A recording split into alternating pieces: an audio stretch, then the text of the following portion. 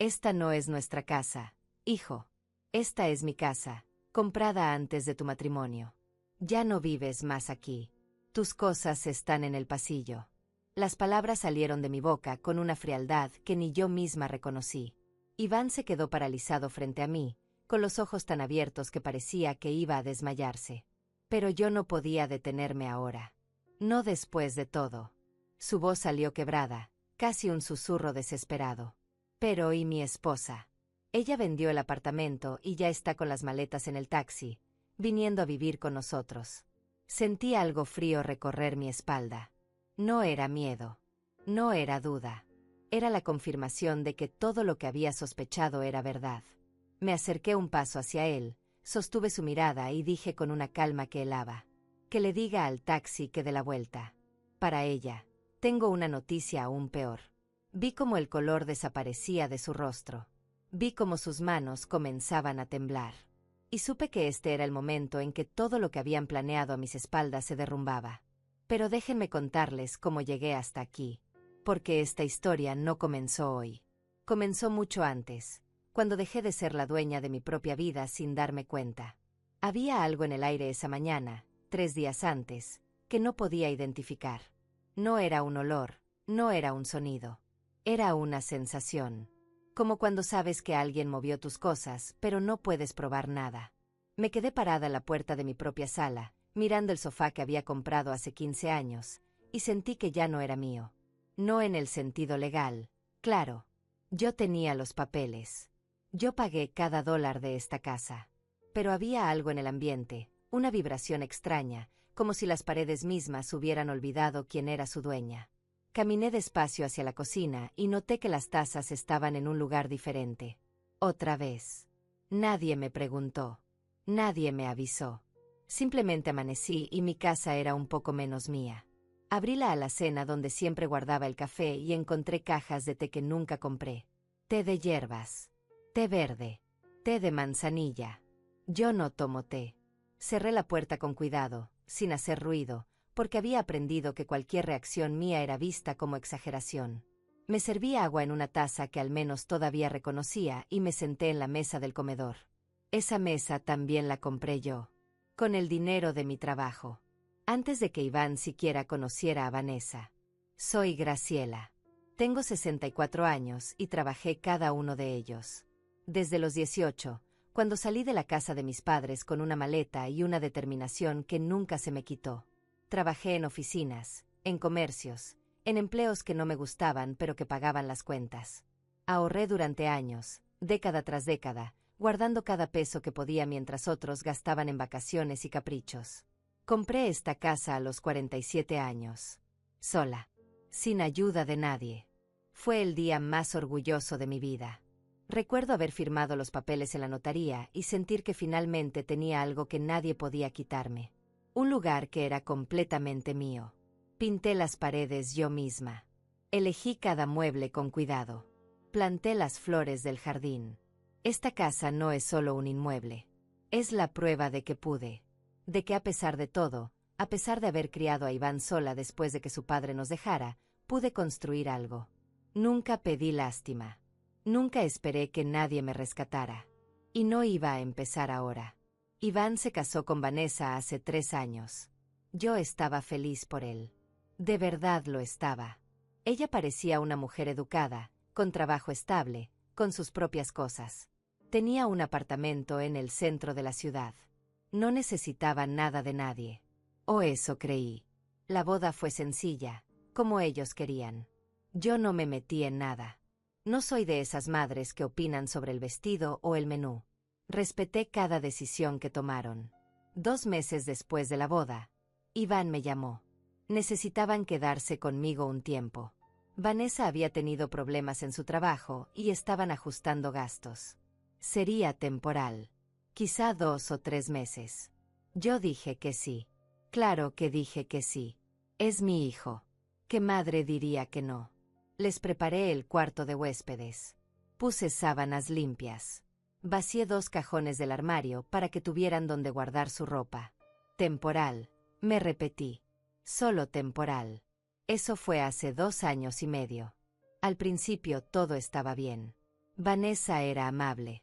Decía gracias Graciela cuando preparaba la cena. Ayudaba con la limpieza. Iván salía temprano a trabajar y volvía cansado, pero de buen humor. Yo sentía que estaba haciendo lo correcto. Ayudando. Siendo una buena madre. Una buena suegra. Pero algo empezó a cambiar. Tan despacio que casi no me di cuenta. Primero fueron pequeñas cosas.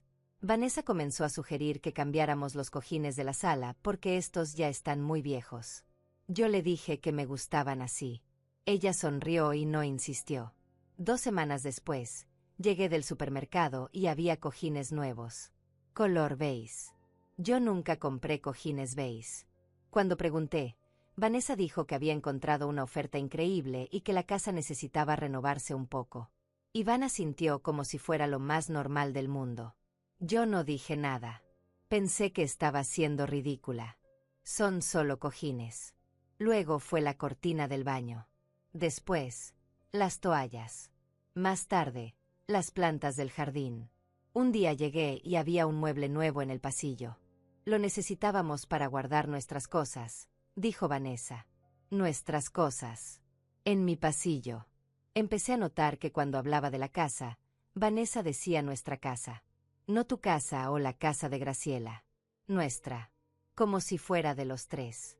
Como si yo fuera una más en la ecuación y no la dueña del lugar. Intenté hablarlo con Iván una noche. Le dije que me sentía incómoda con tantos cambios. Me miró con esa expresión de cansancio que últimamente siempre tenía y me dijo: Mamá, son solo cosas pequeñas. Vanessa solo quiere que la casa se vea bien. ¿Cuál es el problema? El problema era que yo estaba desapareciendo de mi propia casa y nadie parecía notarlo excepto yo. Pero no insistí. No quería ser esa suegra. Esa madre entrometida que arruina el matrimonio de su hijo. Así que guardé silencio y dejé que las cosas siguieran cambiando. Dejé que mi casa se transformara en algo que ya no reconocía. Dejé que mi voz se volviera cada vez más pequeña hasta casi desaparecer. Y ellos lo notaron. Claro que lo notaron. Porque cuando alguien deja de defenderse, los demás avanzan. Es una ley silenciosa de la vida. No es maldad necesariamente. Es simplemente que la gente ocupa el espacio que uno les permite ocupar. Un sábado por la mañana, hace aproximadamente 6 meses, bajé a desayunar y encontré a Vanessa hablando por teléfono en la sala. Estaba sonriente, caminando de un lado a otro con esa energía que tienen las personas cuando están planeando algo emocionante. No me vio entrar. O tal vez sí me vio, pero no le importó. Escuché fragmentos de la conversación. Sí, estamos pensando en cambiar el piso de la sala. Este ya está muy gastado. No, ella no va a decir nada. Ya sabes cómo es. Muy tranquila. Sentí algo apretarse en mi pecho. Ella. Muy tranquila. Como si yo no fuera la dueña de la casa, sino una inquilina silenciosa que no tenía derecho a opinar. Me quedé parada en el pasillo, invisible, escuchando cómo mi nuera planeaba reformas en mi propiedad sin siquiera consultarme. Cuando colgó el teléfono y finalmente me vio, sonrió como si nada. Buenos días, Graciela. Estaba pensando que podríamos renovar un poco la sala. ¿Qué te parece? No me preguntó realmente. Fue una declaración disfrazada de pregunta. Asentí sin decir nada y fui a la cocina a prepararme café. Café que ahora tenía que buscar detrás de 10 cajas de té que nunca pedí. Las semanas siguientes fueron peores. Vanessa empezó a hablar abiertamente sobre cambios mayores. Que si deberíamos tirar esa pared para hacer la sala más grande. Que si el jardín estaría mejor con cemento en lugar de pasto porque es más fácil de mantener. Que si mi habitación era demasiado grande y podríamos dividirla para hacer un estudio. Mi habitación. La habitación que yo elegí cuando compré esta casa. La habitación donde dormí sola durante 17 años antes de que ellos llegaran. Y ahora era un espacio negociable. Algo que podía modificarse para conveniencia de otros. Cada sugerencia venía con la misma frase. Es que estamos pensando en el futuro de la casa. Como si el futuro de mi casa no me incluyera a mí. Como si yo fuera algo temporal y ellos fueran lo permanente. Iván nunca me defendía. Cuando yo intentaba expresar alguna objeción, él decía: Mamá, Vanessa solo quiere mejorar las cosas. No seas tan apegada a lo material. Tan apegada a lo material. Como si esta casa fuera solo ladrillos y cemento. Como si no representara cada hora extra que trabajé, cada sacrificio que hice, cada noche que me quedé despierta preocupada por pagar la hipoteca. Empecé a sentirme extraña en mi propia casa. Caminaba por los pasillos como si pidiera permiso. Me disculpaba cuando necesitaba usar la cocina. Bajaba el volumen de la televisión aunque estaba sola en la sala. Me estaba volviendo invisible. Y lo peor de todo es que lo estaba permitiendo. Porque tenía miedo. Miedo de que si decía algo, Iván se enojara conmigo. Miedo de perder a mi hijo. Miedo de quedarme completamente sola. Así que seguí callada mientras mi vida se convertía en algo irreconocible. Hace 3 meses, llegué a casa después de una cita médica de rutina y encontré a Vanessa con 2 hombres en la sala. Estaban midiendo las paredes, tomando notas, hablando sobre estructuras y posibilidades. Vanessa me vio entrar y me saludó con esa sonrisa que ya había aprendido a desconfiar. Graciela, qué bueno que llegas. Estos son los arquitectos. Estamos viendo opciones para la remodelación. Les dije que regresen en 1 hora. Los arquitectos se fueron. Me quedé parada en medio de mi sala, mirando a mi nuera, y algo dentro de mí comenzó a quebrarse. ¿Qué remodelación?, pregunté. Mi voz salió más débil de lo que hubiera querido. Vanessa suspiró como si estuviera explicándole algo obvio a una niña pequeña. La que te comentamos, Graciela. Necesitamos más espacio. Esta casa tiene potencial, pero está muy anticuada. Podemos modernizarla. Yo pagué $80,000 por esta casa hace 17 años, dije. La compré con mi dinero. Antes de que Iván se casara contigo. Vanessa me miró con una expresión que no pude descifrar. Lo sé, Graciela. Pero ahora vivimos todos aquí. Es natural que queramos mejorarla. Para todos. Esa noche no pude dormir. Me quedé despierta en mi cama, mirando el techo, pensando en cómo había llegado hasta este punto. Cómo había permitido que mi propia casa dejara de ser mía. Cómo había dejado que mi voz se apagara hasta convertirse en un susurro que nadie escuchaba. A las 3 de la mañana, tomé una decisión. No iba a confrontarlos. No iba a gritar ni a hacer escenas dramáticas. Iba a observar. Iba a prestar atención. Iba a entender exactamente qué estaba pasando antes de hacer cualquier movimiento. Porque algo me decía que esto era más grande de lo que parecía. Que había un plan del que yo no estaba enterada. Y tenía razón. Más razón de la que imaginaba. Los días siguientes me convertí en una sombra en mi propia casa. Observaba todo. Cada conversación entre Iván y Vanessa que se cortaba cuando yo entraba a la habitación. Cada mirada cómplice que intercambiaban cuando pensaban que no los veía. Cada vez que Vanessa hablaba por teléfono y bajaba la voz al notarme cerca. Había algo. Algo grande. Y yo iba a descubrir qué era. Empecé a prestar atención a detalles que antes ignoraba. Vanessa recibía muchas llamadas últimamente. Siempre salía al jardín para contestar. Siempre regresaba con esa sonrisa que ahora me parecía calculada. Una tarde, cuando ambos salieron a hacer compras, entré a su habitación. No estaba orgullosa de hacerlo. Nunca había sido de esas personas que revisan cosas ajenas. Pero mi instinto me gritaba que algo no estaba bien. Y mi instinto nunca me había fallado. La habitación estaba impecable. Vanessa era obsesivamente ordenada. Todo en su lugar. Nada fuera de lo común. Revisé los cajones con cuidado, asegurándome de dejar todo exactamente como lo encontraba. Ropa doblada. Documentos de trabajo. Recibos. Nada relevante.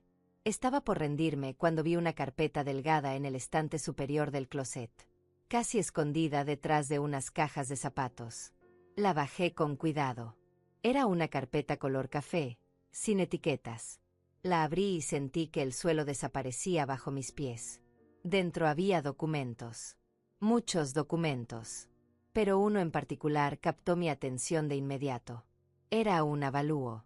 Un avalúo de esta casa. Mi casa. Hecho hace 2 semanas. Detallaba cada metro cuadrado, cada mejora, cada detalle de la propiedad. Al final, una cifra.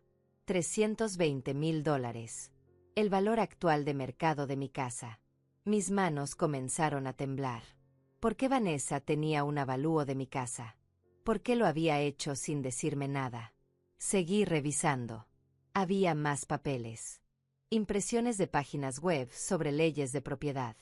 Artículos sobre derechos de ocupación prolongada. Información sobre cómo los residentes de largo plazo pueden reclamar derechos sobre una propiedad. Y entonces lo vi. Un documento impreso de un foro legal. La pregunta de alguien anónimo.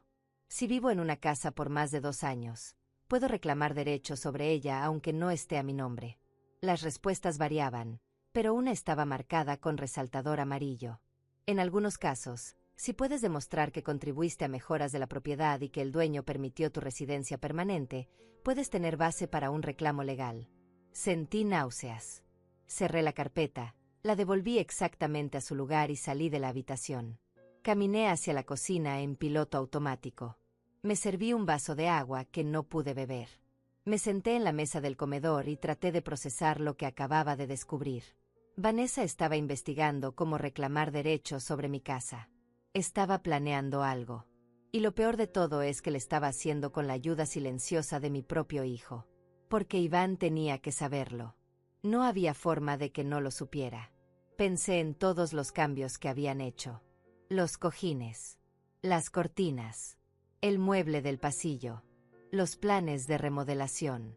No eran solo caprichos estéticos. Eran mejoras, contribuciones que podían documentar.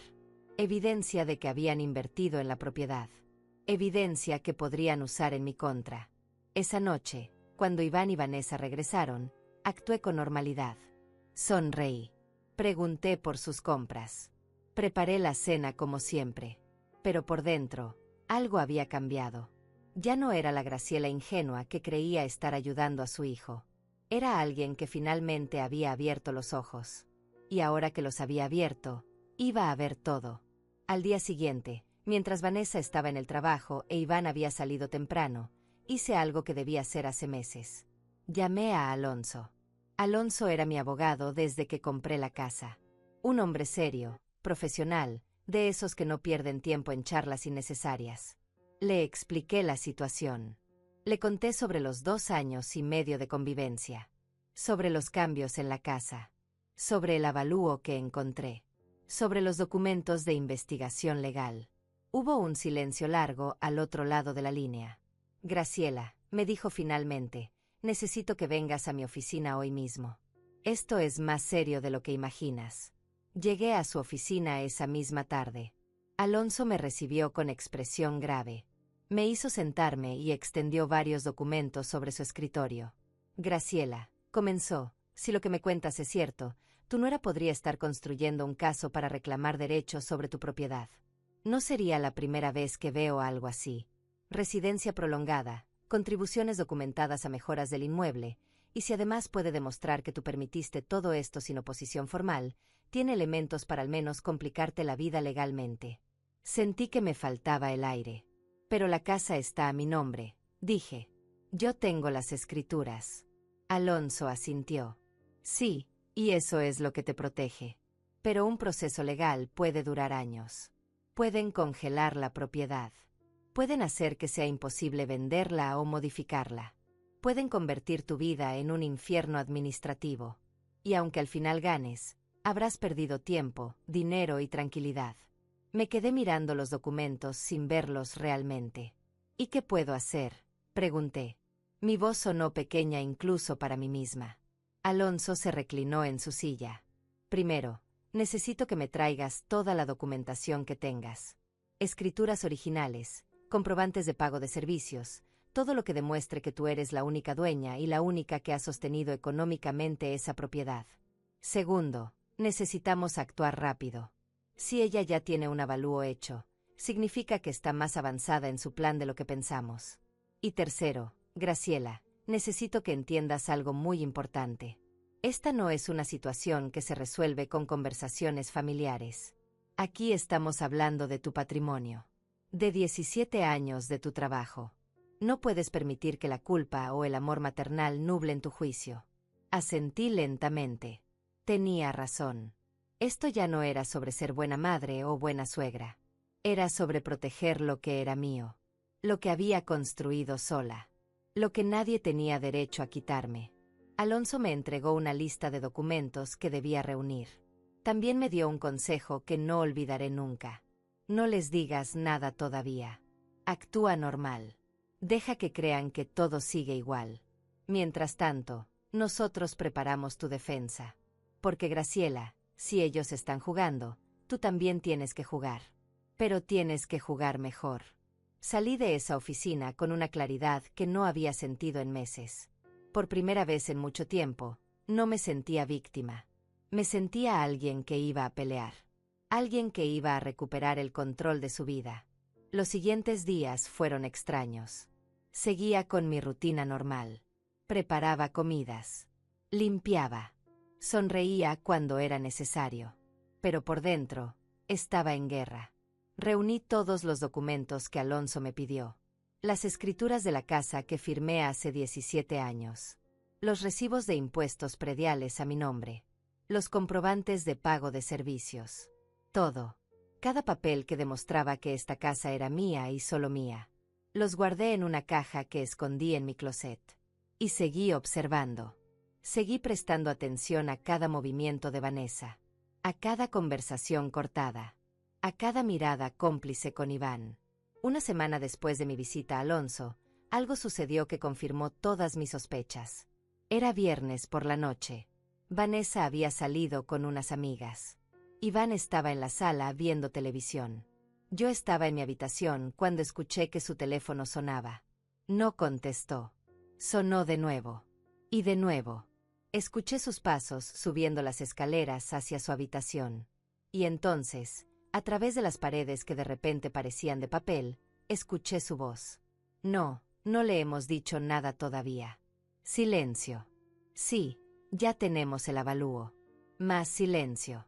Vanessa dice que en un par de meses más podemos empezar con el proceso. Tenemos que asegurarnos de que todas las mejoras estén documentadas. Mi corazón latía tan fuerte que pensé que iba a salirse de mi pecho. Seguí escuchando. La voz de Iván sonaba tranquila, casi casual, como si estuviera hablando del clima y no de robarle la casa a su propia madre. Sí, ella no sospecha nada. Ya sabes cómo es mamá. Muy confiada. Muy ingenua. Una pausa larga.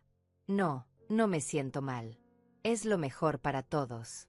Ella está mayor, no necesita una casa tan grande.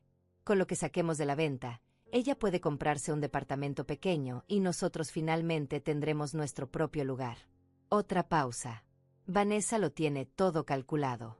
Su abogado dice que con el tiempo que llevamos viviendo aquí y todas las mejoras que hemos hecho, tenemos un caso sólido.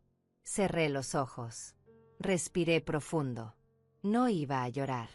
No iba a gritar. No iba a romperme.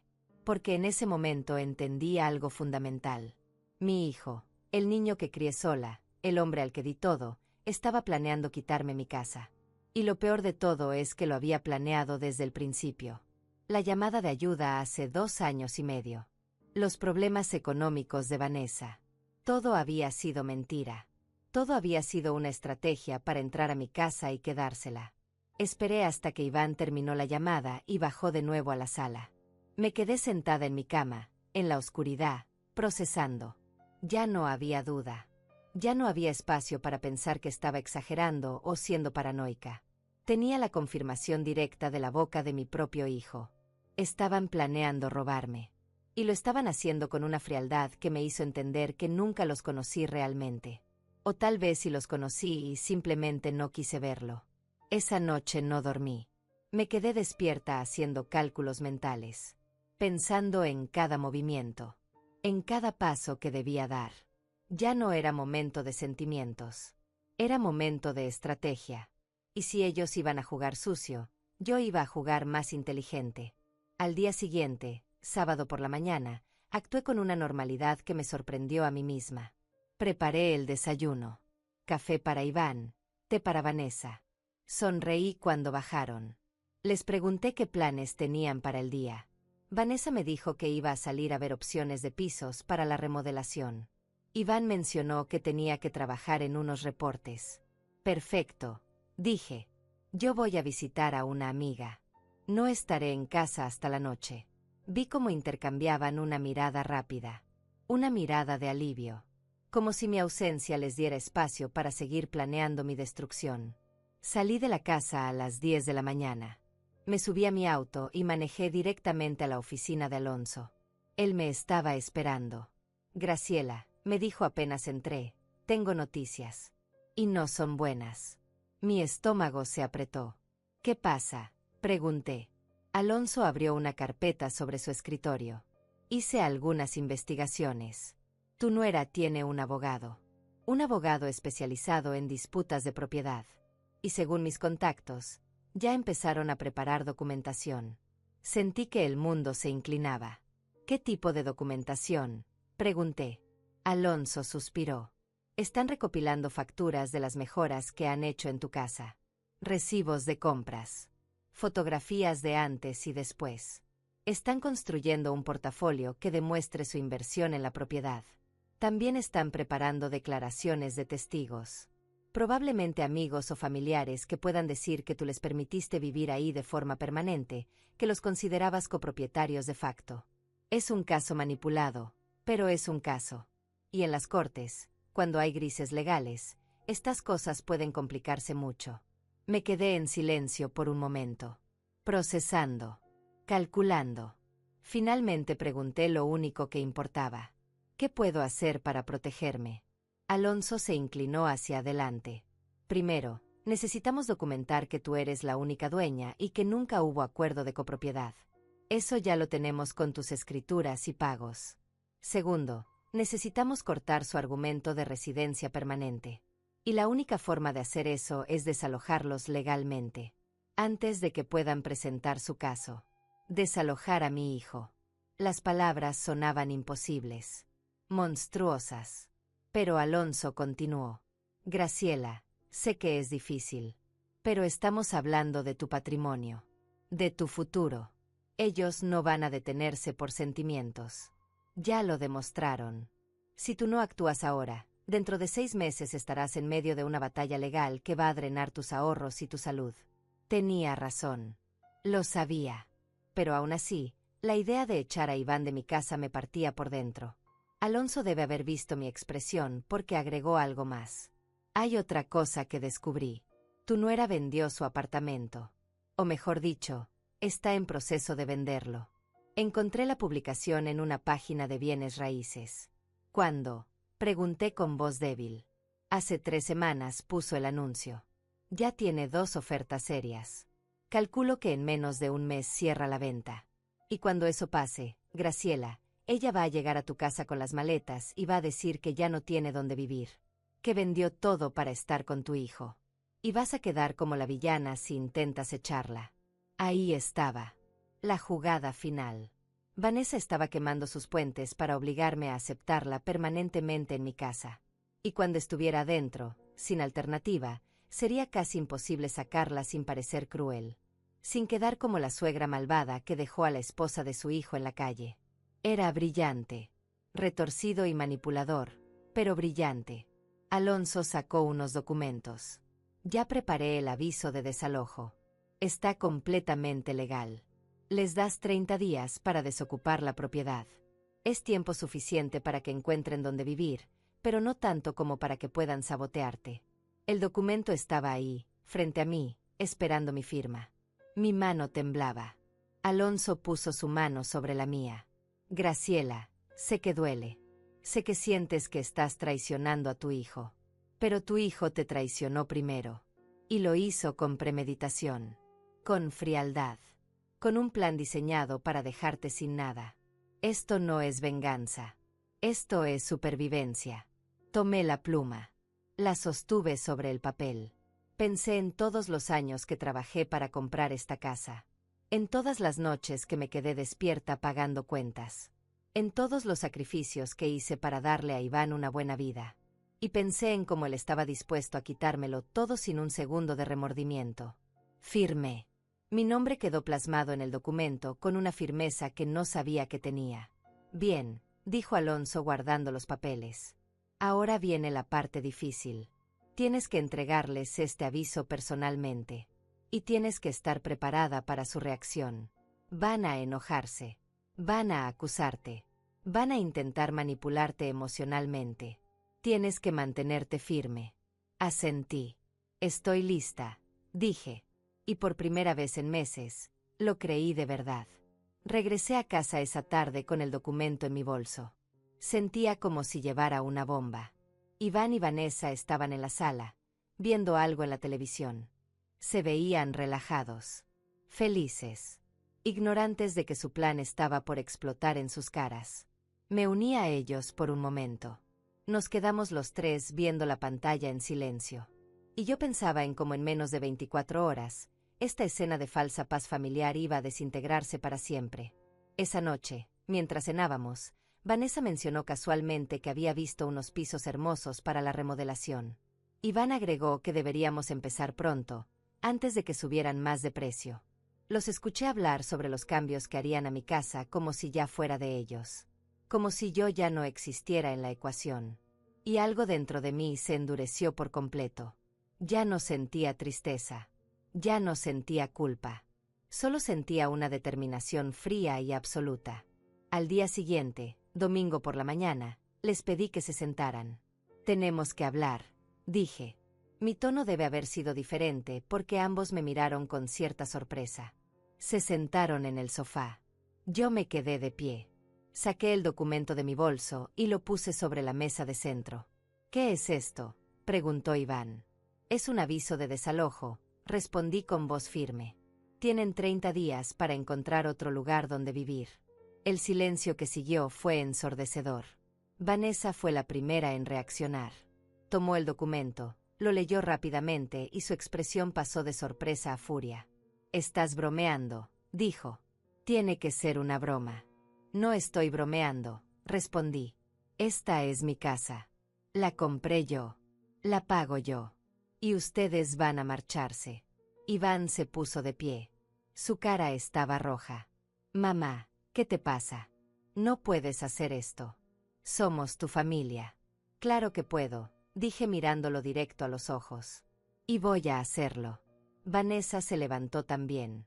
Su rostro había cambiado por completo. Ya no era la nuera amable y sonriente. Era alguien que acababa de perder el control de la situación y lo sabía. «Graciela», dijo con voz tensa, «creo que estás actuando de forma impulsiva. Vivimos aquí hace más de 2 años. Hemos invertido dinero en mejoras. Hemos contribuido a esta casa. No puedes simplemente echarnos así». La miré sin parpadear. Cada mejora que hicieron fue sin mi permiso. Cada cambio fue una invasión. Y sobre todo, cada plan que tramaron a mis espaldas fue una traición. Silencio. Un silencio pesado y tenso. Iván me miraba como si no me reconociera. «¿De qué hablas?», preguntó. «¿Qué planes?». «No finjas, Iván», dije con voz más fría de lo que creí posible. «Sé todo.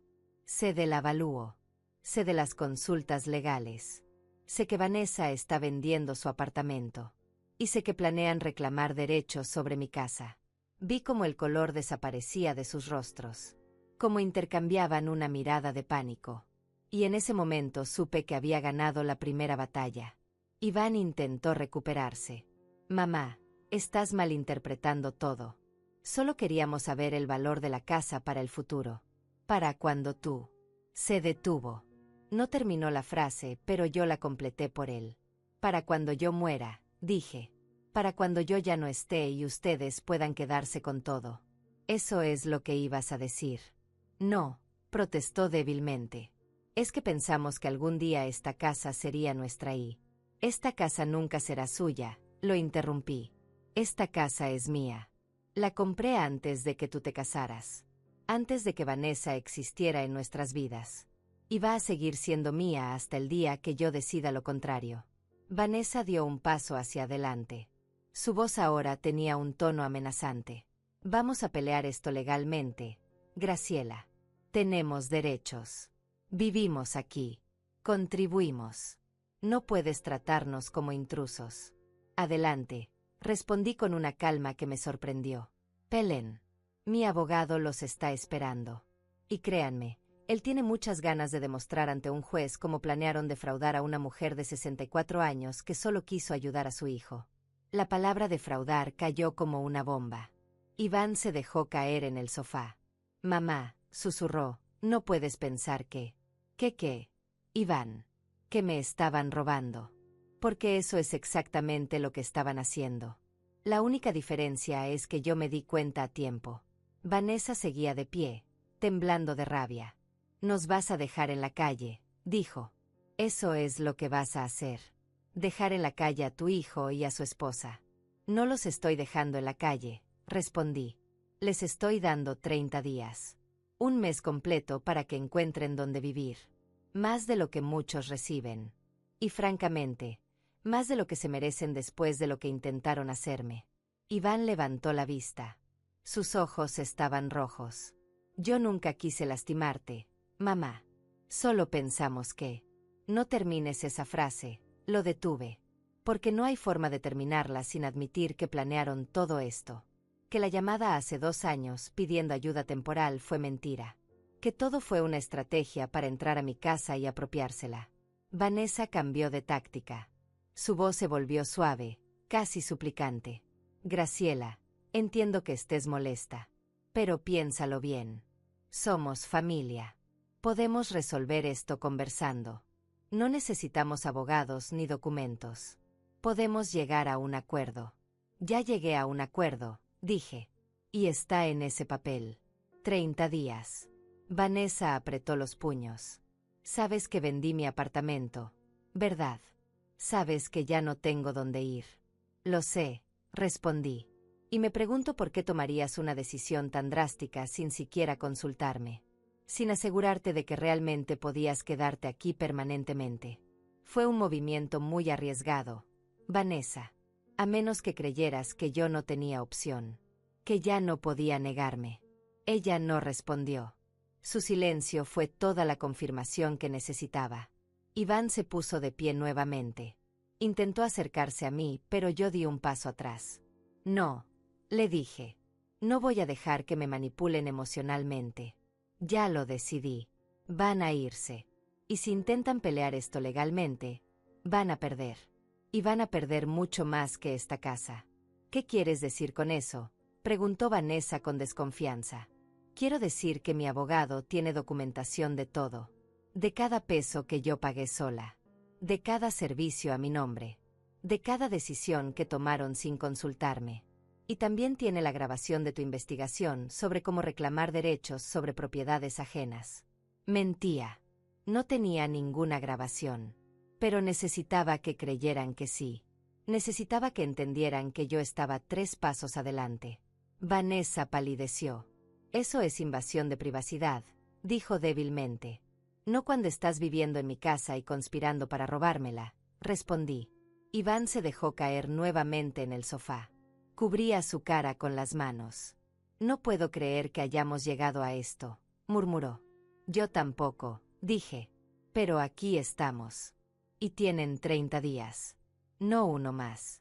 El resto del día fue tenso. Vanessa se encerró en su habitación. Iván caminaba por la casa como fantasma. Yo me mantuve firme. Esa noche, escuché voces en su cuarto. Estaban discutiendo. No pude escuchar todo, pero capté fragmentos. La voz de Vanessa sonaba histérica. Arruinaste todo. Te dije que teníamos que mover más rápido. ¿Ahora qué vamos a hacer? La voz de Iván sonaba derrotada. No sé. No pensé que ella se daría cuenta. No pensé que reaccionaría así. Me quedé en el pasillo, escuchando a mi hijo admitir su culpa. Y no sentí tristeza.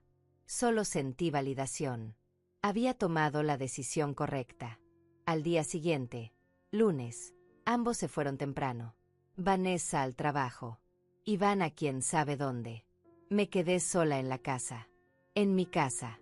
Y por primera vez en 2 años y medio, respiré con tranquilidad. Caminé por cada habitación, tocando mis cosas, reconociendo mi espacio. Esto es mío, me repetí. Y nadie va a quitármelo.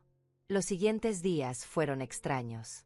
Iván y Vanessa apenas me hablaban.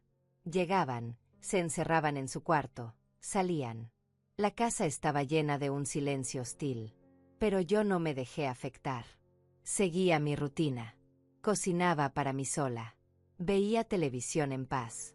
Dormía sin sobresaltos. Una semana después del aviso de desalojo, Vanessa intentó un último movimiento. Me encontró en la cocina y se sentó frente a mí. Su rostro mostraba una vulnerabilidad que no le había visto antes. Graciela, comenzó con voz suave, sé que metí la pata. Sé que fui demasiado lejos con lo de la casa. Pero tienes que entender que solo quería un hogar. Un lugar estable. Nunca fue personal contra ti. La miré sin expresión. Conseguir un avalúo de mi casa sin mi permiso no fue personal. Investigar cómo reclamar derechos sobre mi propiedad no fue personal. Planear con mi hijo cómo apropiarse de lo que me costó 17 años construir no fue personal. Entonces, ¿qué fue? Vanessa. Ella bajó la mirada. Fue desesperación, dijo. Iván y yo queríamos nuestro propio lugar, pero no teníamos dinero suficiente. Esta casa era tan grande, tú estabas tan sola, pensamos que tal vez podrías compartirla con nosotros. Oficialmente. Y cuando vimos que no lo mencionabas, pensamos que teníamos que tomar la iniciativa. Tomar la iniciativa, repetí. Así le llamas a conspirar para robarme. Vanessa levantó la vista bruscamente. No es robar si de todas formas algún día iba a ser de Iván. Solo estábamos adelantando el proceso. Adelantando el proceso, dije lentamente. Qué forma tan interesante de decir que querían que yo desapareciera para poder quedarse con todo. Vanessa se puso de pie. No es así. Estás tergiversando todo.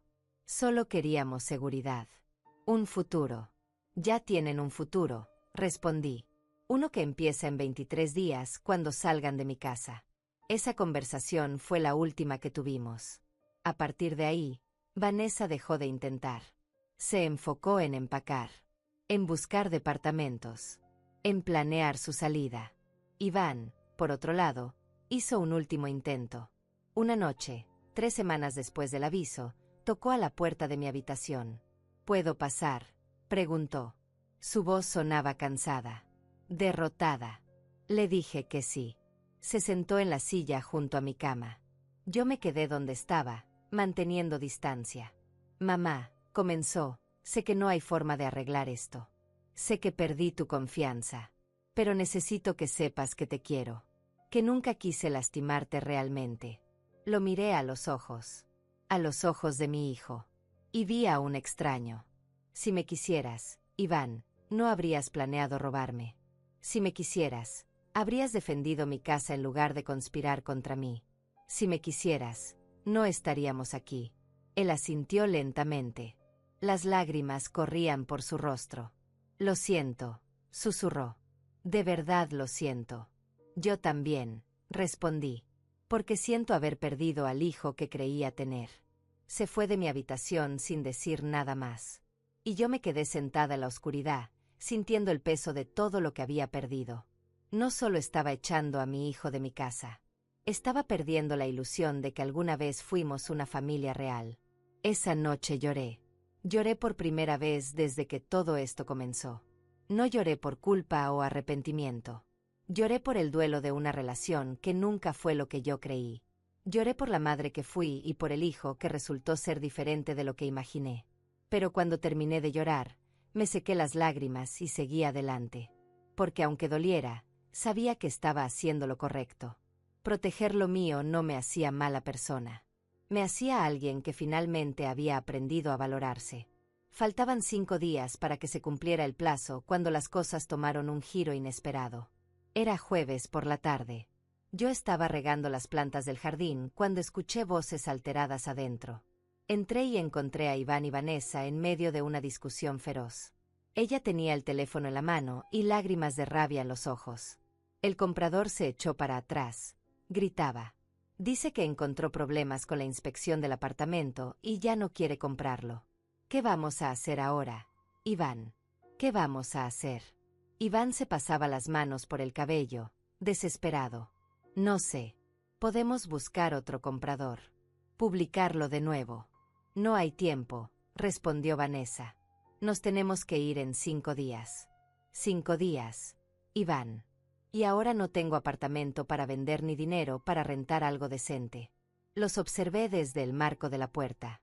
Parte de mí, una parte muy pequeña, sintió algo parecido a la lástima. Pero la aplasté de inmediato.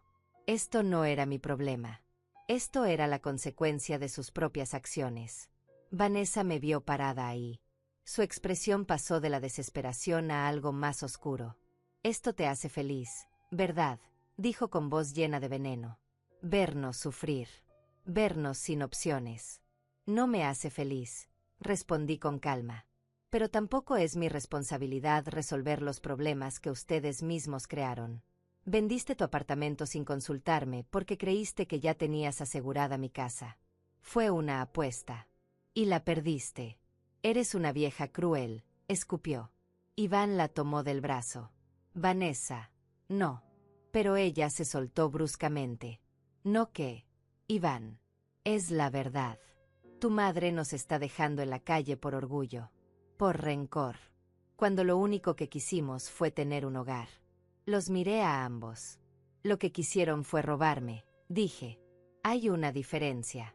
Y el hecho de que no puedan verla dice todo lo que necesito saber sobre ustedes». Vanessa abrió la boca para responder, pero Iván la detuvo. «Ya basta», le dijo. «Esto no va a cambiar nada. Vámonos». Y se fueron. Salieron de la casa dejando un rastro de tensión en el aire. Esa noche no pudieron dormir. Los escuché caminar por su habitación hasta altas horas de la madrugada. Escuché a Vanessa llorar. Escuché a Iván hacer llamadas desesperadas buscando opciones de vivienda de último minuto. Y yo me mantuve firme en mi decisión. Al día siguiente, viernes, 4 días antes del plazo final, Vanessa no fue a trabajar. Se quedó en casa todo el día, encerrada en su habitación, haciendo llamadas. Yo la escuchaba hablar con distintas personas. Con familiares. Con amigas. Con cualquiera que pudiera ofrecerles un lugar temporal donde quedarse. Nadie podía ayudarlos. O nadie quería. En la tarde, tocó a mi puerta. Cuando abrí, su rostro estaba hinchado de tanto llorar. Ya no quedaba nada de la mujer segura y manipuladora que había sido. «Graciela», dijo con voz ronca, «te lo ruego. Dame más tiempo. Solo un mes más. Hasta que pueda vender el apartamento y encontrar algo. No puedo irme ahora. No tengo dónde». La miré sin emoción. «Tuviste 30 días. Vanessa. 30 días que usaste peleando en lugar de buscar soluciones reales. No es mi culpa que hayas esperado hasta el último momento. Pero no tengo dinero para un hotel ni para una renta», insistió. «El apartamento no se vendió. Mis ahorros se fueron en las mejoras que hice a esta casa». «A tu casa. Mejoras que nadie te pidió hacer», le recordé. «Mejoras que hiciste como parte de tu plan para reclamar derechos sobre mi propiedad. No puedes usarlas ahora como argumento para que te dé lástima». Ella se dejó caer contra el marco de la puerta. «Por favor», susurró. «Por favor. Graciela. Tengo 42 años. No puedo empezar de cero. No tengo familia cercana. No tengo a nadie más que a Iván. Y él no tiene a nadie más que a ti. Debiste pensar en eso antes», respondí. «Antes de investigar cómo robarme. Antes de hacer un avalúo a mis espaldas. Antes de planear mi desaparición de mi propia casa». Y cerré la puerta. El sábado, 3 días antes del plazo, la tensión en la casa era insoportable. Vanessa ya no salía de su cuarto. Iván iba y venía con cajas, empacando sus cosas con movimientos mecánicos. Nadie hablaba. El silencio era denso, casi sólido. Yo me mantuve ocupada. Limpié la casa. Reorganicé los espacios que pronto volverían a ser completamente míos. Preparé mentalmente cómo sería mi vida cuando se fueran. Una vida tranquila. Una vida donde nadie tomaría decisiones sobre mis cosas.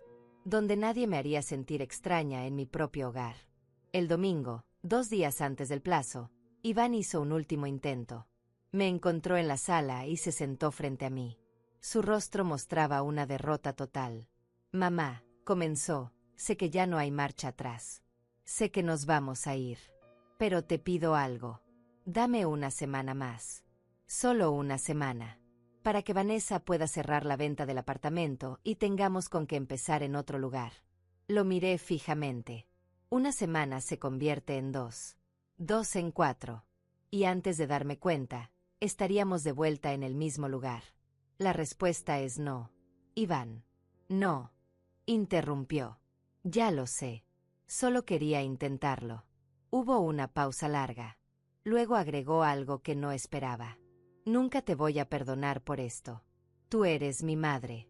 Se supone que debes protegerme, ayudarme. Y me estás abandonando en el peor momento de mi vida. Sentí algo caliente subir por mi pecho. Yo te protegí toda tu vida, dije con voz controlada. Te crié sola. Te di educación. Te di un hogar. Te di todo lo que pude con lo poco que tenía. Y tú me pagaste planeando robarme lo único que logré construir para mí. Así que no me hables de abandono, Iván. No me hables de protección. Porque tú abandonaste esa relación el día que decidiste que mi casa era más importante que mi confianza. Él se levantó. Sus ojos estaban llenos de lágrimas. Vas a estar sola, dijo.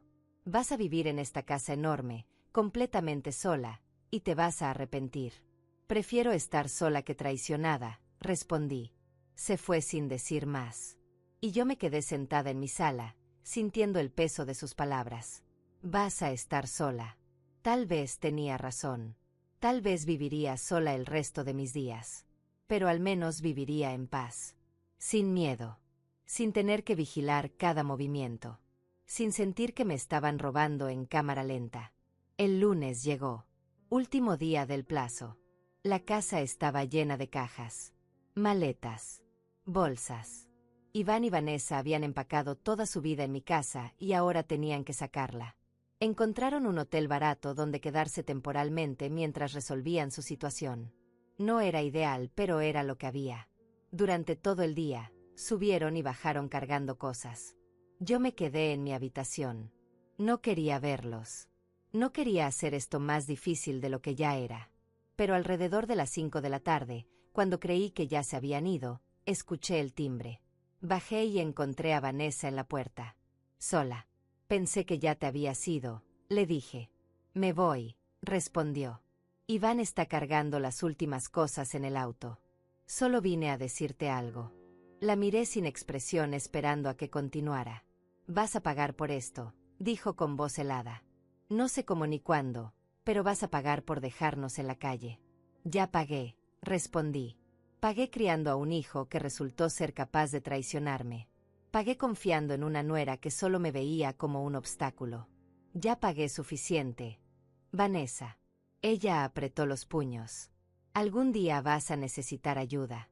Vas a estar enferma o sola o asustada. Y vas a llamar a Iván. Y él no va a estar ahí. Porque tú nos echaste. Tú elegiste esta casa sobre tu familia. Si Iván no está ahí cuando lo necesite, respondí con calma, será porque él eligió robarme sobre amarme. Y con eso, cerré la puerta. La cerré y puse el seguro. Escuché sus pasos alejándose. Escuché el motor del auto encenderse. Escuché cómo se iban. Y me quedé parada en mi sala. En mi casa. Completamente mía de nuevo. El silencio era absoluto. No había voces en el cuarto de arriba. No había pasos ajenos. No había tensión flotando en el aire. Solo paz.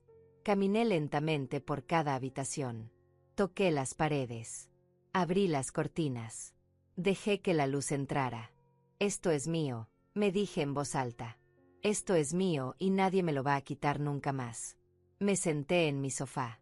El mismo sofá que había comprado hace 15 años. El mismo que Vanessa quiso cambiar. Y por primera vez en 2 años y medio, me sentí en casa. Realmente en casa. Esa noche dormí profundamente. Sin sobresaltos. Sin preocupaciones. Sin miedo de despertar y encontrar que algo más había cambiado sin mi permiso.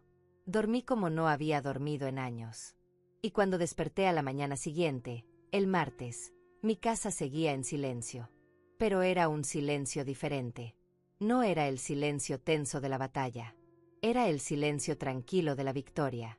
Pasaron 3 días. 3 días de paz absoluta. 3 días en los que me desperté sin ansiedad. sin tener que calcular cada palabra, sin tener que defender mi espacio. Reorganicé la casa a mi manera. Devolví las tazas a su lugar original. Cambié los cojines beige por unos nuevos que elegí yo. Color terracota. Me gustaban. Quité el mueble del pasillo que Vanessa había puesto sin permiso. Doné las cajas de té. Llené la alacena con mi café. Poco a poco, la casa volvió a ser mía. No solo legalmente, emocionalmente. El jueves por la mañana, 4 días después de que se fueran, recibí una llamada de un número desconocido. Dudé antes de contestar. Algo me decía que era importante. Respondí. Era Alonso. Graciela, necesito que vengas a mi oficina hoy. Hay algo que debes saber. Su tono era serio. Urgente. Llegué 1 hora después. Alonso me esperaba con varios documentos sobre su escritorio y una expresión que no me gustó. ¿Qué pasó?, pregunté mientras me sentaba. Alonso suspiró. Tu nuera presentó una demanda. Una demanda por desalojo ilegal y apropiación indebida de mejoras a la propiedad. Sentí que el suelo se movía bajo mis pies. Pero tienen el aviso legal. 30 días. Todo se hizo correctamente. Lo sé, dijo Alonso. Y vamos a ganar. Pero el proceso puede tardar meses. Y mientras tanto, ella está pidiendo una orden judicial para congelar cualquier transacción sobre la propiedad. Básicamente, quiere asegurarse de que no puedas vender ni modificar la casa hasta que se resuelva el caso. Me recliné en la silla. Entonces no terminó. No, confirmó Alonso. Esto apenas comienza. Pero tengo buenas noticias. Su caso es débil. Muy débil. No tienen pruebas sólidas de copropiedad. No hay contratos. No hay documentos que demuestren que tú aceptaste compartir la propiedad. Solo tienen recibos de compras menores y algunas fotografías. Un juez va a ver esto y lo va a desestimar rápidamente. Pero van a intentarlo de todas formas. ¿Cuánto va a costar esto?, pregunté. La pregunta que todos hacen, respondió Alonso con una sonrisa triste. Calculo que entre 5 y 8 mil dólares en honorarios legales. Más si se complica. Sentí un nudo en el estómago. 5 mil dólares que no debería estar gastando. 5 mil dólares para defender algo que ya era mío. Pero ¿qué opción tenía? Está bien, dije. Hagámoslo. Alonso asintió. Hay algo más que debes saber. Tu nuera está usando las redes sociales. Encontró un grupo de apoyo para personas en disputas familiares y está contando su versión de la historia. Una versión donde ella es la víctima. La nuera que fue echada cruelmente por una suegra manipuladora después de haber invertido todo en la casa. No me importa lo que diga en internet, respondí. La verdad está en los documentos. Alonso me miró con seriedad. A ti tal vez no te importe, pero a los jueces a veces sí. La opinión pública puede influir. Necesitas estar preparada para que esto se ponga feo. Salí de esa oficina con un peso nuevo sobre mis hombros. No bastaba con haberlos echado. Ahora tenía que pelear legalmente. Gastar dinero, tiempo, energía. Todo porque ellos no podían aceptar su derrota. Durante los siguientes días, empecé a notar cosas extrañas. Vecinos que antes me saludaban ahora me miraban con desconfianza. Una tarde, la señora Rosalía, mi vecina de años, se acercó mientras yo regaba las plantas. Graciela, dijo con tono incómodo, ¿es verdad que echaste a tu hijo de tu casa? Sin darle tiempo para nada. La miré sorprendida. ¿Quién te dijo eso? Está circulando en el grupo de Facebook del vecindario, respondió. Alguien publicó la historia. Sin nombres, claro, pero todos sabemos que eres tú. Dicen que tu nuera vendió todo para vivir contigo y tú la dejaste en la calle. Sentí rabia subir por mi pecho. Eso no es lo que pasó, dije tratando de mantener la calma. Ellos planearon apropiarse de mi casa. Investigaron cómo reclamar derechos sobre mi propiedad. No fueron víctimas. Fueron agresores. Rosalía me miró con lástima. Ay, Graciela, pero es tu hijo. Los hijos cometen errores. Se les perdona. No cuando el error es planear robarte, respondí. Hay cosas que no se perdonan, Rosalía. Ella negó con la cabeza y se alejó. Y yo me quedé ahí, entendiendo que la batalla no era solo legal, era social. Vanessa estaba construyendo una narrativa donde yo era el monstruo. Y la gente la estaba creyendo. Esa noche busqué el grupo de Facebook que Rosalía mencionó. Encontré la publicación. Era larga, detallada, llena de medias verdades y mentiras completas. Vanessa se presentaba como una mujer que había sacrificado todo por su matrimonio, que había invertido sus ahorros en mejorar la casa familiar, que había cuidado a su suegra con amor y paciencia, y que de la noche a la mañana, esa suegra la había echado sin razón, por capricho, por crueldad. Los comentarios eran peores. ¡Qué horrible!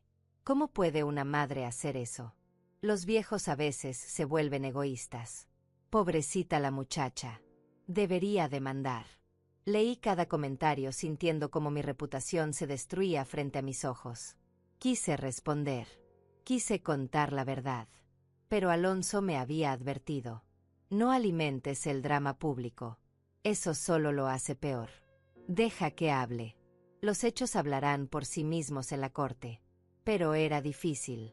Era muy difícil ver cómo me convertía en la villana de una historia donde yo era la víctima. Una semana después de la demanda, recibí una citación. Tenía que presentarme en una audiencia preliminar. Era el primer paso del proceso legal. Llegué al juzgado con Alonso. Vanessa e Iván estaban allí con su abogado. Un hombre joven de traje gris que parecía demasiado seguro de sí mismo. Nos sentamos en lados opuestos de la sala. Iván no me miró ni una vez. Vanessa me clavó la mirada con odio puro. El juez entró. Un hombre mayor de expresión cansada que claramente había visto miles de casos como este. Expuso los hechos básicos. Disputa familiar sobre propiedad. Demanda de desalojo versus reclamo de derechos de residencia. Pidió a ambas partes presentar sus argumentos iniciales. El abogado de Vanessa habló primero.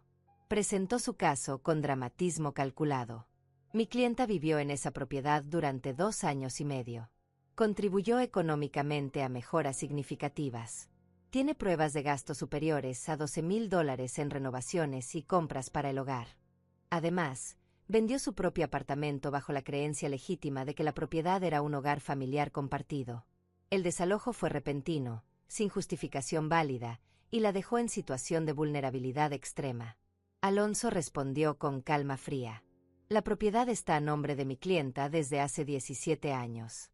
Fue comprada antes del matrimonio de su hijo. No existe ningún documento que establezca copropiedad o intención de compartir el título. Las mejoras mencionadas fueron realizadas sin permiso y como parte de un plan documentado para reclamar derechos sobre la propiedad.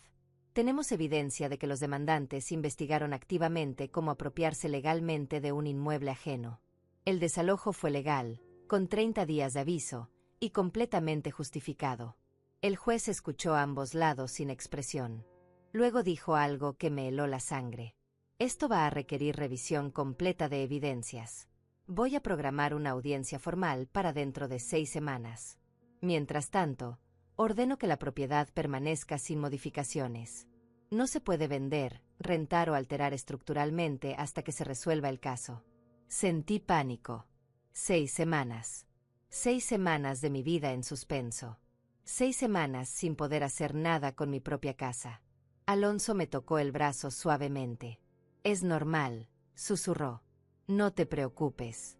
Salimos del juzgado en silencio. Vanessa pasó junto a mí y dijo lo suficientemente alto para que yo escuchara. Debiste haberme dado más tiempo. Ahora vas a pagar cada peso en abogados. Y no vas a poder hacer nada con tu preciosa casa durante meses. Espero que valga la pena. No respondí. Solo seguí caminando. Pero por dentro, estaba temblando. Las semanas siguientes fueron una pesadilla. Alonso y yo preparamos toda la evidencia. Escrituras. Comprobantes de pago. Documentos que probaban que yo era la única dueña. Pero Vanessa también preparaba su caso. Su abogado solicitó testimonios de vecinos. Pidió acceso a registros bancarios. Intentó demostrar que ellos habían contribuido sustancialmente al mantenimiento del hogar. Una tarde, Alonso me llamó con malas noticias. Encontraron un testigo. Un vecino que está dispuesto a declarar que Iván y Vanessa le dijeron varias veces que la casa era de todos, que tú lo habías aceptado, que era un acuerdo familiar. ¿Quién?, pregunté incrédula. No me lo pueden decir todavía, respondió Alonso. Lo sabremos en la audiencia. Pero necesitamos prepararnos para contrademandarlo. Colgué el teléfono sintiendo que el suelo se seguía moviendo bajo mis pies. Alguien iba a mentir por ellos. Alguien iba a decir bajo juramento que yo había aceptado compartir mi casa. Y no había forma de probar lo falso. La noche antes de la audiencia formal no pude dormir. Me quedé despierta repasando todo en mi mente. Los documentos, las fechas, las conversaciones. Todo tenía que estar perfecto. Todo tenía que ser irrefutable. Porque si perdía esto, no solo perdía la casa. Perdía mi dignidad, mi independencia, mi prueba de que pude construir algo sola. A las 6 de la mañana me levanté. Me vestí con cuidado. Un traje sencillo color gris. Nada ostentoso. Nada que me hiciera ver como alguien cruel o frívola. Tenía que verme como lo que era. Una mujer trabajadora defendiendo lo que le pertenecía. Alonso me recogió a las 8. En el camino al juzgado, repasamos la estrategia. Vamos a presentar las escrituras primero. Luego los pagos de servicios. Después el avalúo que ella hizo sin tu permiso. Y finalmente, vamos a demostrar que investigaron activamente cómo reclamar tu propiedad. Su caso se va a caer, Graciela. Solo mantente tranquila. Asentí. Pero por dentro, estaba aterrada. Llegamos al juzgado. La sala estaba más llena de lo que esperaba. Iván y Vanessa con su abogado. Algunos vecinos que aparentemente iban a testificar. Y para mi sorpresa, Rosalía estaba ahí. Mi vecina de años. La que me había preguntado sobre echar a mi hijo. Estaba del lado de ellos. Sentí una punzada de traición, pero la ignoré. No podía permitir que las emociones me dominaran ahora. El juez entró y comenzó la audiencia. El abogado de Vanessa presentó primero. Mostró recibos de compras. Fotografías de antes y después de las mejoras. Facturas de materiales. Todo sumaba aproximadamente $11,200. Su argumento era que esa inversión demostraba intención de residencia permanente y copropiedad de facto. Luego llamó a su primer testigo. Rosalía. Mi vecina subió al estrado nerviosa. El abogado le preguntó si conocía a las partes involucradas. Sí, respondió. Conozco a Graciela desde hace años. Y conocí a su hijo y su nuera cuando se mudaron con ella. Le preguntó si alguna vez había escuchado conversaciones sobre la propiedad. Rosalía dudó un momento. Luego dijo algo que me dejó helada. Varias veces escuché a Iván decir que estaban arreglando la casa familiar. Que era de todos. Que Graciela estaba feliz de compartirla con ellos. Una mentira. Una mentira descarada. Iván nunca había hablado con Rosalía sobre eso. Ella estaba inventando. O peor, ellos la habían convencido de mentir. Alonso se levantó para el contrainterrogatorio. Señora Rosalía, preguntó con calma, ¿alguna vez escuchó a la señora Graciela decir personalmente que compartía la propiedad? Rosalía bajó la mirada. No directamente. Pero nunca la escuché quejarse. Entonces asumió, dijo Alonso. Asumió basándose en lo que el hijo decía, no en lo que la dueña confirmaba. Rosalía asintió débilmente. Supongo que sí. El siguiente testigo fue peor. Un amigo de Iván que declaró haber estado en la casa varias veces y haber visto cómo Vanessa e Iván invertían dinero en mejoras. Dijo que Graciela parecía estar de acuerdo con todo. Que nunca objetó. Que actuaba como si fuera una decisión familiar compartida. Alonso desmontó su testimonio preguntando fechas específicas. El testigo no pudo recordar cuándo exactamente había visitado la casa. No pudo dar detalles concretos. Su declaración era vaga y poco confiable. Pero el daño ya estaba hecho. El juez había escuchado a 2 personas decir que yo parecía estar de acuerdo con la situación. Luego fue nuestro turno. Alonso presentó las escrituras de la casa. Documento tras documento demostrando que yo era la única dueña. Que había comprado la propiedad 17 años atrás. Que todos los pagos de impuestos, servicios y mantenimiento habían sido míos. Luego presentó algo que hizo que Vanessa palideciera. El avalúo que ella había ordenado. Y documentos impresos de sus búsquedas en Internet sobre cómo reclamar derechos sobre propiedades ajenas. ¿Cómo obtuvo eso?, gritó el abogado de Vanessa poniéndose de pie. Eso es invasión de privacidad. Alonso se mantuvo sereno. Fueron encontrados en un área común de la propiedad de mi clienta. No hay expectativa de privacidad cuando se conspira para apropiarse de un inmueble ajeno. El juez revisó los documentos. Su expresión cambió. Esto es preocupante, dijo mirando a Vanessa. Usted ordenó un avalúo de una propiedad que no le pertenece. Y tiene evidencia de investigación sobre cómo reclamar derechos sobre bienes ajenos. ¿Cómo explica esto? Vanessa se puso de pie temblando. Yo solo quería saber el valor para el futuro. Para cuando fuera herencia de mi esposo. Es normal querer planear. El juez la miró fijamente. Planear es una cosa. Conspirar para apropiarse es otra. Siéntese. Luego me llamaron a mí al estrado. Mi corazón latía tan fuerte que pensé que todos lo escucharían. Alonso me hizo preguntas básicas. Confirmé que la casa era mía, que la había comprado sola, que nunca había acordado compartir la propiedad. Luego el abogado de Vanessa me interrogó. Intentó hacerme parecer cruel. Señora Graciela, usted echó a su hijo y a su nuera con solo 30 días de aviso. ¿No le pareció extremo? Respondí con voz firme. 30 días es el plazo legal. Y fue más de lo que merecían después de planear robarme.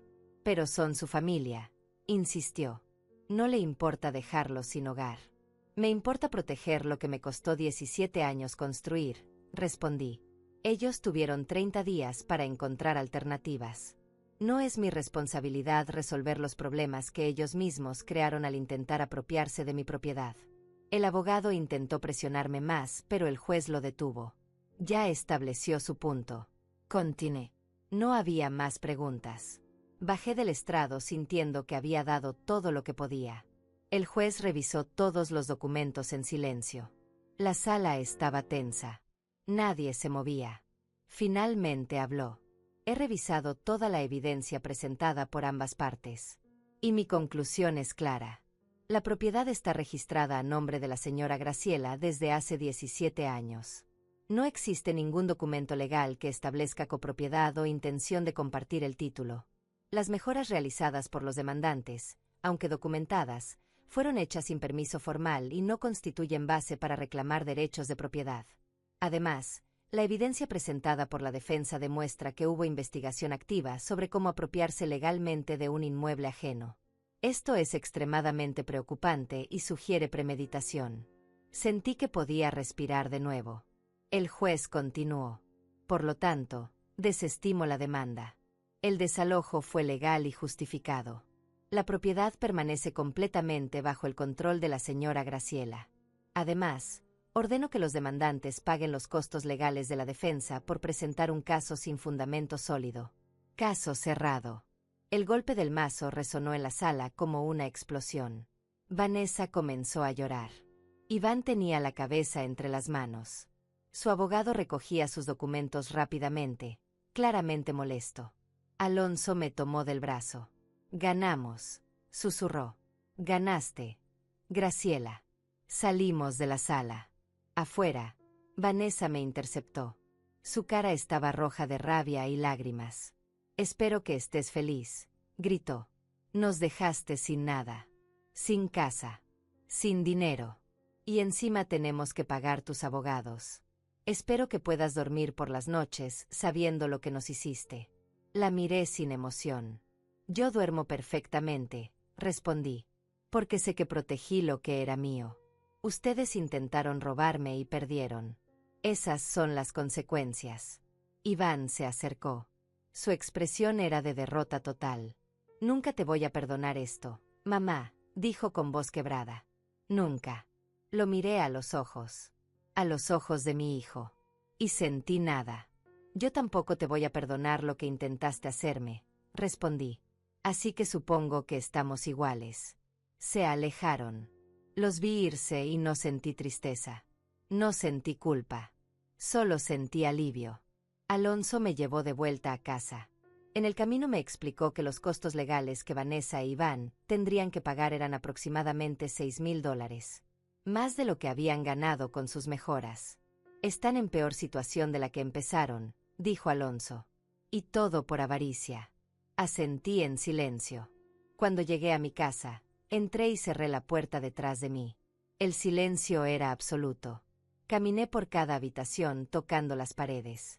Esto es mío, dije en voz alta. Esto es mío y nadie me lo va a quitar nunca más. Me senté en mi sofá y por primera vez en meses, lloré de alivio. Había ganado. Había protegido mi casa. Había defendido mi vida. Esa noche dormí profundamente.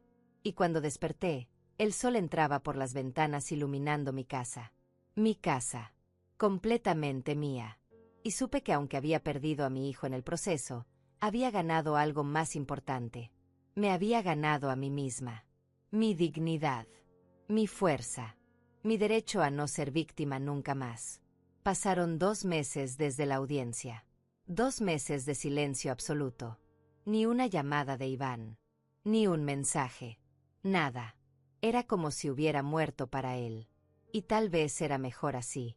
Al principio, esperaba que en algún momento tocara la puerta. Que viniera a disculparse.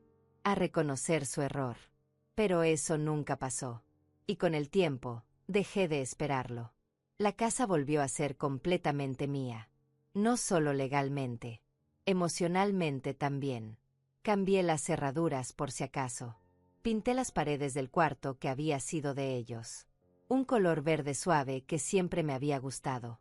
Convertí ese espacio en un estudio. Un lugar para mí. Para mis cosas. Para mi paz. Los vecinos dejaron de mirarme raro después de que corrió la voz del resultado de la audiencia. Rosalía nunca volvió a hablarme. Y honestamente, no me importó. Aprendí que no todas las relaciones valen la pena salvar. Que algunas pérdidas son necesarias para ganar tranquilidad. Una tarde de sábado, 3 meses después del juicio, estaba en el jardín cuando vi un auto estacionarse frente a mi casa. Era un taxi. Y del asiento trasero bajó Vanessa. Sola. Con 2 maletas grandes. Sentí que todo mi cuerpo se tensaba. ¿Qué hacía aquí? ¿Por qué había vuelto? Caminé hacia la reja antes de que pudiera acercarse más. No des un paso más, le dije con voz firme. Vanessa me miró. Su rostro estaba diferente. Más delgado. Más cansado. Con ojeras profundas. Graciela, por favor, dijo con voz quebrada. Necesito hablar contigo. No tenemos nada de qué hablar, respondí. El juez ya decidió. Vete. Vendí el apartamento, dijo rápidamente. Finalmente lo vendí. Pero el dinero se fue pagando deudas. Los abogados. El hotel donde estuvimos. Las rentas temporales. Ya no me queda nada. Y mi matrimonio. Mi matrimonio se acabó. Iván me dejó. Dice que arruiné todo. Que por mi culpa perdió a su madre y su herencia. Me dejó sola, Graciela. Completamente sola. La miré sin expresión. Y vienes aquí esperando que exactamente. Lástima. Ayuda. Vanessa dejó caer las maletas al suelo. No tengo dónde ir. Mi familia no quiere saber nada de mí. Mis amigas se cansaron de hospedarme. No tengo dinero para rentar. Pensé que tal vez tú. Se detuvo. No terminó la frase, pero yo la completé por ella. Pensaste que tal vez yo te dejaría quedarte aquí. Después de todo lo que hiciste. Después de intentar robarme mi casa. Después de llevarme a juicio. Después de todo eso, vienes a pedirme que te ayude. Las lágrimas corrían por su rostro. No tengo a nadie más. Por favor. Solo un tiempo. Hasta que consiga trabajo. Hasta que pueda levantarme. La miré fijamente. ¿Recuerdas lo que me dijiste el día que te fuiste? Que yo iba a pagar por dejarte en la calle. Que algún día iba a necesitar ayuda y no la iba a tener. Ella asintió lentamente. Fui cruel. Lo sé. Estaba enojada y dolida. Pero ahora entiendo. Ahora sé lo que se siente estar sola. Sin opciones. Sin nadie. Di un paso hacia la reja. Mi voz salió fría, clara, irreversible. Entiendes mal, Vanessa. No estás aquí porque hayas aprendido algo. Estás aquí porque no te queda otra opción. Y esa no es mi responsabilidad. Pero, Graciela. No hay peros, la interrumpí. Tuviste oportunidades. Tuviste 30 días para planear. Tuviste el dinero de tu apartamento para empezar de nuevo. Pero lo gastaste peleándome. Lo gastaste intentando quitarme lo que era mío. Y ahora vienes a pedirme que te rescate. La respuesta es no y siempre va a ser no. Vanessa se dejó caer de rodillas. Por favor, suplicó. Te lo ruego. No tengo dónde dormir esta noche. No tengo nada. La miré desde arriba. Mi voz no tembló. Debiste pensar en eso antes. Antes de investigar cómo robarme. Antes de hacer ese avalúo a mis espaldas. Antes de arrastrarme a juicio. Cada decisión tiene consecuencias. Vanessa. Y estas son las tuyas. Me di la vuelta para entrar a mi casa. Espera, gritó ella. ¿Y mi hijo? ¿Dónde está mi hijo en todo esto? Me detuve. No me volteé. Iván está donde eligió estar. Lejos de mí. Lejos de ti. Probablemente construyendo una nueva vida donde no tenga que enfrentar lo que hizo. Eso es lo que hace la gente como ustedes. Huyen de las consecuencias. Entré a mi casa y cerré la puerta. Escuché sus gritos afuera. Sus súplicas. Sus promesas de cambiar. De ser mejor. De nunca volver a causar problemas. Pero no abrí. Me quedé del otro lado de la puerta, firme, mientras ella eventualmente se cansaba. Escuché el motor del taxi encenderse de nuevo. Escuché cómo se alejaba. Y me quedé en mi sala, respirando profundo. Había pasado la prueba final. La prueba de la compasión mal entendida. Porque ayudar a alguien que intentó destruirte no es compasión. Es autodestrucción. Y yo ya no era esa persona. Ya no era la mujer que se dejaba manipular por culpa. Por miedo a estar sola. Por necesidad de ser querida. Esa noche me senté en mi sala con una taza de café. Mi café. En mi taza. En mi casa. Y pensé en todo lo que había pasado. En cómo había estado a punto de perderlo todo. En cómo había encontrado la fuerza para pelear. Pensé en Iván. En el niño que fue. En el hombre en que se convirtió. Y por primera vez, pude separarlos en mi mente. El niño que amé no era el hombre que me traicionó. Eran dos personas diferentes. Y yo tenía derecho a rechazar a una sin sentir que traicionaba a la otra. Me levanté y caminé hacia la ventana. Afuera, la noche era tranquila. Las luces de las otras casas brillaban suavemente. La vida seguía. Como siempre lo hace. Abrí la ventana y dejé que el aire fresco entrara. Respiré profundo. Y por primera vez en años, me sentí completamente libre. Libre de expectativas. Libre de culpas. Libre de tener que ser todo para todos. Podía ser simplemente yo. Graciela.